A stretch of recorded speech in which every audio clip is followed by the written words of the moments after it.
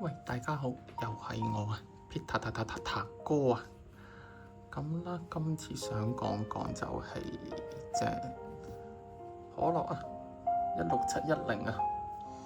咁呢個就係我人生裏面啦第一隻 luxury watch。咁我都好記得係2018年嗰陣時購入嘅呢隻錶。嗰陣時仲係條盲毛啦，咁就去到一家門市啦。咁就係嗰啲乜鑽物鑽嗰啲啦，個名叫做。咁嗰時一竅不通啊，咁就行咗入去，同另一個 friend 入去睇下睇下，咁就好合眼緣啊！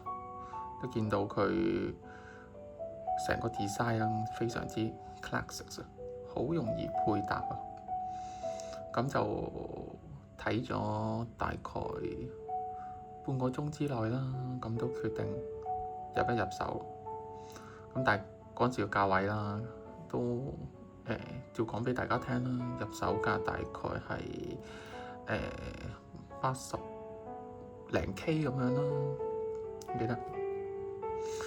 咁好搞笑喎！嗰陣時買呢隻錶啦，咁個 sales 就係咁即係同你傾下偈啊，咁同你分享下隻錶個情況係點樣啦，譬如 T 面啊，咁啲 Benz 針啊，點樣介入力啊 ，GMT 啊，同埋個杯數可以雙向轉啦。咁嗰時完全都唔 care 呢啲，因為唔識啊嘛。咁就好搞笑，嗰個 sales 咧就我俾錢嗰陣時啦，咁佢幫我打包緊隻錶咯，抹下，成隻錶咁樣跌鬼咗落張台嗰度，咔一聲。冇啊！嗰陣時點咧？錢又俾咗啦。咁呢啲唔講呢啲咁嘅 side track 呢啲咁嘅嘢。咁啊，其實主要都想講講啦，都係維修保養各方面嘅。咁我諗啦，呢啲咁嘅3135機芯定3125機芯啊，定我都唔係好記得個 number 啦。咁其實都係啲比較 general 嘅機芯啦。咁要整其實大把師傅都識整嘅，係咪？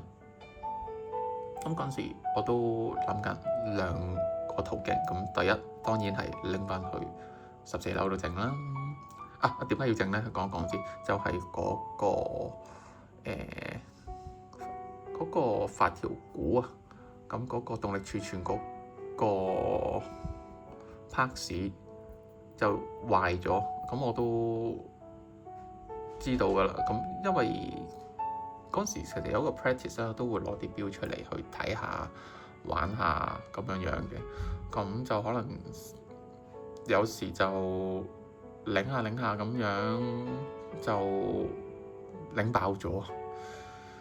咁我冇錯啦，咁希望大家都要注意呢樣嘢啦，即係尤其是呢啲有一定年紀嘅舊錶啦。好啦，咁啊拎去整啦，咁我就揾咗個朋友問嘅，咁佢都玩咗好多年錶啦，咁都有啲相熟嘅師傅介紹。好啦，咁我俾個電話佢啦，就問下價咁樣。咁佢電話度同我講就大概2-3千蚊啦。佢話呢啲都好少問題嘅啫。好啦，咁去到即係要整嗰陣時啦，我拎隻錶俾佢啦。咁我落到去門市嗰度就扭開個底蓋啦，咁就影翻張相，咁就確認翻嗰個 condition 係點樣啦。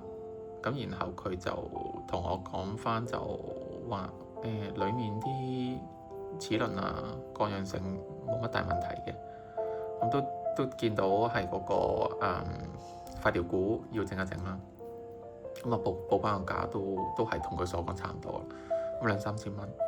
我同佢講翻話咁你如果攞去整完之後咧，麻煩就開翻張單俾我啦，咁就列翻晒嗰個有啲咩問題啦要整，咁每樣 item 嗰個 breakdown 係幾多，叫佢 send 翻俾我啦。好啦，咁樣拎佢整啦，俾佢整啦。整完之後啦，咁佢就叫我去攞錶。咁攞錶嗰陣時好搞笑啦。咁第一日同我約時間，條友竟然唔知做乜嘢啦。咁佢到唔到啦，又話記錯時間又成啦。咁呢個感覺已經好差㗎啦。咁之後第二日再去，咁啊去攞翻隻錶。咁佢同我講整翻好啦。咁大概我記得嗰個價錢好似係5000零蚊左右。咁跟住都唔係一個細嘅銀碼嚟㗎啦。講緊嗰個年份咧，應該係2021或者22左右啦。咁我諗拎翻去勞力士上行整咧，其實可能分分鐘都係講緊同一個價錢咁上下。我仲可以攞多1年保養添，喺勞力士整完之後。好啦，咁整完之後啦，咁冇啊，真係硬掘㗎啦。跟住我同佢講話，喂，我頭先講過，唔係我上次講過話要翻張單喎。咁張單咧，跟住佢即刻整完之後就一大 lot item 就係基本維修保養及清潔，冇啦。咁就寫翻嗰個5900幾蚊。